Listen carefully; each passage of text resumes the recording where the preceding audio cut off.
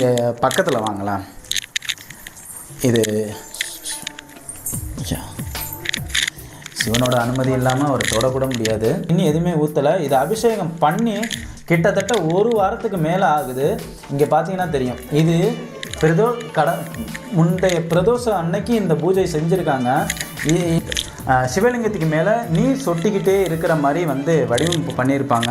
இங்கே சுயம்பா உருவாகி இருக்கிற இந்த சிவலிங்கத்துக்கு மேலே ஒரு அற்புதம் என்ன தெரியுமா? இங்கே வாங்க, இங்கே வாங்க.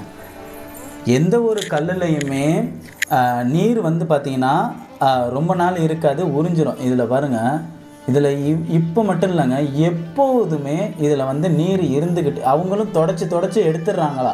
நாங்கள் கேள்விப்பட்டது தான். இதில் இருக்குது பார்த்தீங்களா, ஒரு விரல் அளவுக்கு இதில் நீர் இருந்துக்கிட்டே இருக்குன்றாங்க. அப்போ இந்த சுவாமி எப்பேற்பட்ட ஒரு சுவாமின்னு நம்ம புரிஞ்சுக்கணும்.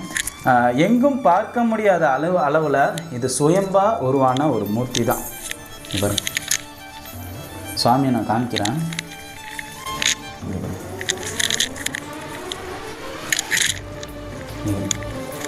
சிவா, இப்போ இது பூஞ்சையெல்லாம் இருக்குது. இதெல்லாம் பூஞ்சை தான்.